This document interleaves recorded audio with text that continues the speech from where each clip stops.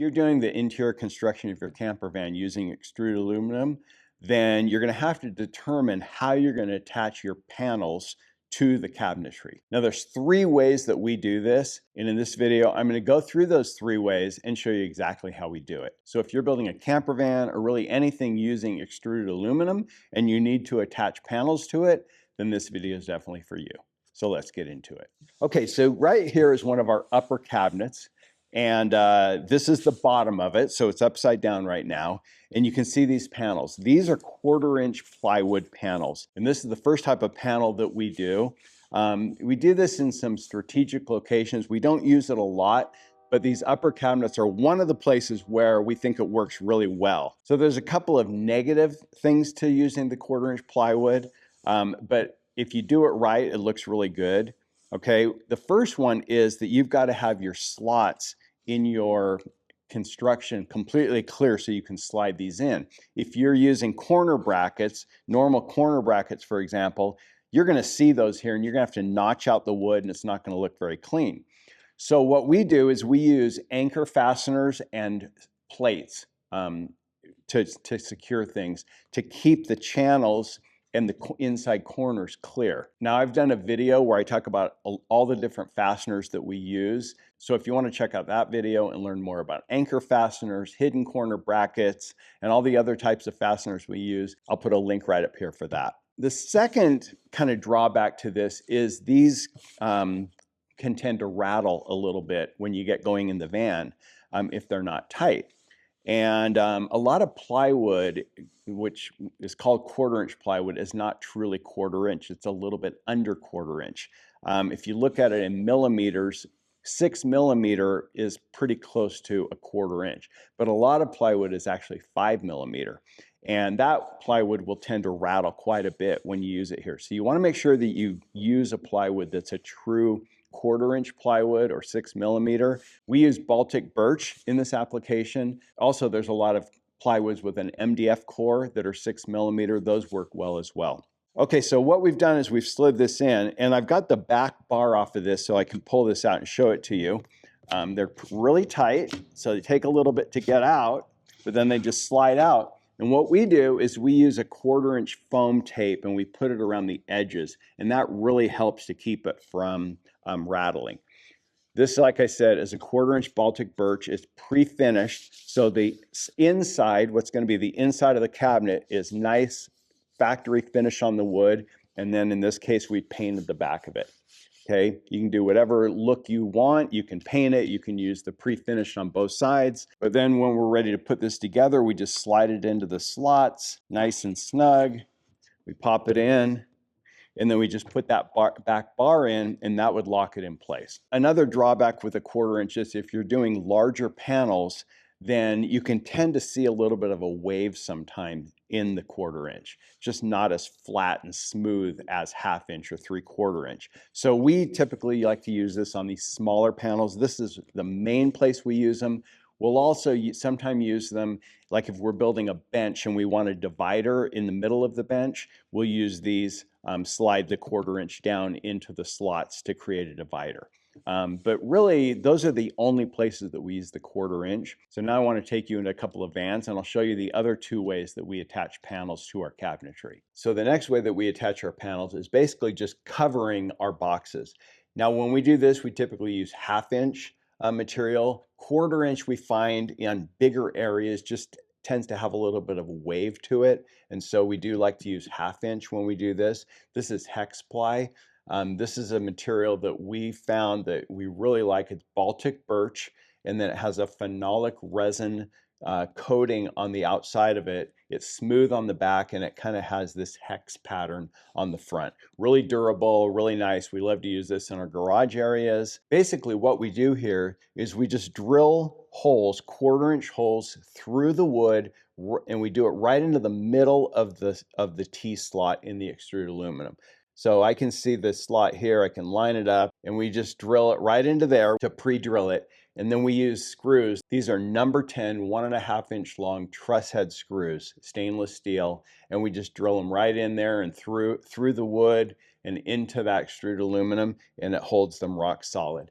And this is nice because if you do need to remove these, then it's really easy to just pop the screws out and you can remove the back. We normally do this method in our garage area for the mechanical box coverings because it makes it really easy to attach them and also remove them if we need to. Another place where we use these is on our end panels for our upper cabinets. You can see here, this is a 1/2 inch Baltic birch plywood that's painted. And again, we just drilled through the wood into the middle of the T-slot and then used those 1.5 inch truss head screws to secure them to the extruded aluminum. Now, the third way that we attach our panels is probably my favorite for the look that it gives, and that is using plates on the cabinet. So basically, if this was the bottom of this or the side of this, these plates would be mounted on the inside. And then what we do is we take our panel and we just put it against that, and then you can either screw it in from the back, or what I prefer is to drill a hole all the way through and put a bolt with a nut on it. We have found that screwing things in from the back with wood screws tend to not be really secure and will a lot of time work their way loose through the vibration of the van. So we find that it's a lot better to bolt it all the way through. But what I like about this, we use 3/4 inch plywood, and because the 10 series 80/20 or extruded aluminum is 1 inch, it gives you about 1/4 inch reveal. So it insets it. It just looks really clean. I especially like this white oak with the black extruded aluminum. You can see that look that it gives. When we started out using extruded aluminum, a lot of times we used corner brackets and then we just screw it. So basically a corner bracket here, and then we screwed through the back to attach it. And like I say, we found that screwing them in with wood screws wasn't very secure. So again, we like to bolt them all the way through. But anyway, this is really my favorite look. The challenge to this is sometimes it's not easy to get at the back side of these to put a nut on and screw these in. So we came up with another way to attach these that provides the same look, but doesn't require any nuts or bolts. Hey guys, are you a DIY van builder? That's how we started, and we love to support the DIY community. So we've created some resources that have helped in our journey, and we've made them available to you. We've got a free spreadsheet with all of the materials we use in our conversions. That's taken hundreds of hours to research and that we've tested and proven out. We have a download with the van build sequence that we use in all of our conversions. Plus, we've got other products on our website that tons of DIY builders have found helpful. Check out the links in description below for more details. So we've come up with a new way to attach these that doesn't require any nuts, bolts, or screws, looks super clean, and is really secure. So this van is going to have a dinette with a convertible bed, and these are the mechanical boxes, and we've got a lot that we had to fit into this. We've got 3 massive batteries in here. We've got the inverter charger. We've got all the electrical. On the other side, we've got a hydronic system. So we had to pack a lot into here. And with the batteries and everything else, we're just not able to reach these plates down on the bottom to secure them. There was no way to get at them. And so we're trying to figure out how are we going to do this. So we came up with an idea, and that was to use magnets. So let me show you how we did this. So this side's got our electrical, and our electrical is actually all hooked up. But if I need to pop this out to get at the back side of the electrical, I actually can, just like that, pop it out. But I'll show you with this panel that's on the plumbing side. This one doesn't have anything connected yet, so I can completely take it out without any trouble. Pull this out. This is our shower mixer. Basically, again, it's really strong, but I can pop it out. And I can remove this, okay? And you can see on the back, we've got these 1 inch rare earth magnets, okay? 4 of them right here. These magnets are exactly 1 inch, so we just use a 1 inch Forstner bit and drill into the wood to countersink them. We just drill the exact depth of the magnets so they sit flush. Then here, obviously we can't use these aluminum plates because aluminum is not magnetic. So what we've done is we've cut some steel plates that are basically the same size as these. They are a little bit longer. These are 2 inches. These are 3¼ inch so that they extend down and cover that whole magnet. But we've just put 4 of those plates on here that match up with these 4 magnets on the back. And then you want to cut this piece so that it fits really snugly into the opening.